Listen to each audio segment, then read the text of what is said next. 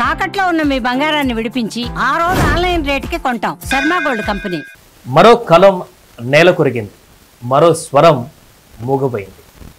ప్రముఖ కవి రచయిత అందశ్రీ గారు కన్నుమూశారు ఈరోజు ఉదయం.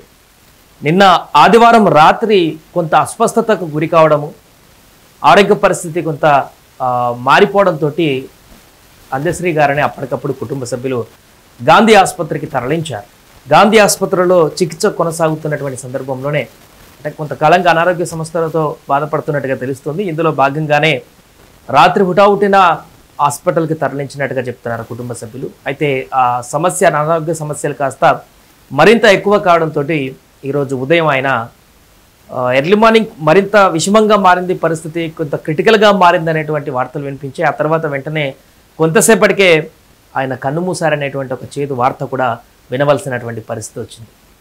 అందశ్రీ అంటే తెలంగాణ ప్రాంతంలో ముఖ్యంగా ఆయన గురించి తెలియనటువంటి పౌరుడు ఉండరని చెప్పాలి.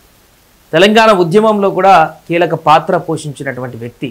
తన యొక్క గానంతో, తన మాటలతోటి ఉద్యమంలో కీలక పాత్ర పోషించినటువంటి రచయిత, కవి. ఇలాంటి విద్యాభ్యాసం లేకుండా కవి రచయిత అంటే ఏదో పెద్ద పెద్ద పిహెచ్డీలో దీంట్లో అందరిలాగా అని కూడా కాదు. ఇలాంటి విద్యాభ్యాసం లేకుండా తెలంగాణ గ్రామీణానికి సంబంధించి సంస్కృతి సంప్రదాయాలు పరిస్థితులన్నింటినీ కూడా చదివినటువంటి వ్యక్తి. ఆ పరిస్థితులను, సంస్కృతి సంప్రదాయాలను, మనుషుల జీవితాలని పాట రూపంలో రచయితగా మారి ఆ యొక్క పాటను పలికించినటువంటి తీరు ఎంతోమంది లక్షల మంది అభిమానులను సొంతం చేసుకునేలా చేసింది. సింగర్ అని చెప్పొచ్చు ఒక రకంగా. పూర్తిగా సహజ సిద్ధమైనటువంటి కవి రచయిత. ఆయన మాయమైపోతున్నాడమ్మా మనిషమ్మ వాడు అన్నటువంటి సాంగ్ కూడా, ఆ యొక్క పాట లిరిక్స్ కూడా ఎంత టచ్ చేసామో అందరికీ తెలిసిందే. దాంట్లో మనిషి జీవితానికి సంబంధించినటువంటి సారాంశాన్ని అంతా కూడా చూపించినటువంటి గొప్ప రచయిత, కవి. మాయమైపోతున్నాడమ్మా మనిషమ్మ వాడు, మనిషి అన్నవాడు. ఆ తర్వాత జయ జయ హే తెలంగాణ, తెలంగాణ సాంగ్ను కూడా రచించి ఇప్పుడు జాతీయ గీతంగా కూడా ఉంది. అలాంటి ఎన్నో పాటలు తన యొక్క పలుకులతోటి చైతన్యపరిచారు అందశ్రీ గారు. అలాంటి గొప్ప వ్యక్తి. ఎన్నో పురస్కారాలు, అవార్డులు కూడా అందుకున్నారు. నంది అవార్డు లాంటివి కూడా అందుకోవడం జరిగింది. సుదీర్ఘపాటు మరుగా 60 సంవత్సరాల పైబడి ఉన్నారు.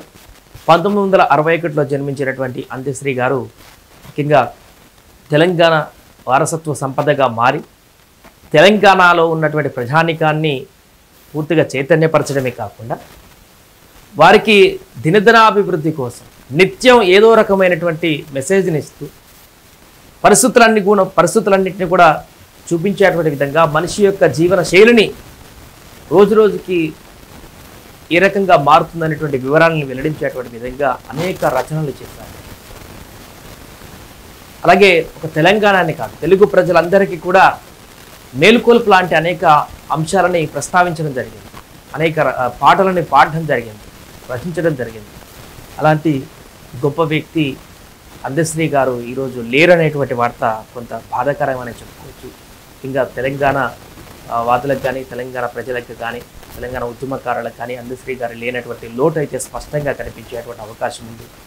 ఇప్పటికే గద్దర్ గారు లేనటువంటి లోటు కనిపిస్తున్న సందర్భంలోనే ఇలాంటి ప్రముఖ రచయిత, మరొక రచయిత నేల కొరగడం, ఆయన ఇప్పటికీ పలికినటువంటి అనేక పాటలను ఇప్పుడు గుర్తు చేసుకోవడం, కవిగా రచయితగా ఆయన చేసినటువంటి సేవలను మరొకసారి నెమరు వేసుకోవడం, ఇలాంటి గొప్ప వ్యక్తులు మరలా రావాలి, మరలా ఈ సమాజంలో ఇలాంటి వ్యక్తులు అవసరమని చెప్పేసి గుర్తు చేసుకోవడం లాంటి క్రమం అయితే ఇప్పుడు నెలకొంది. ఏదేమైనా కూడా ఈరోజు ఉదయం అందశ్రీ గారు మరణించారనేటువంటి వార్త ఒకసారిగా షాకింగ్కి గురి చేస్తుంది.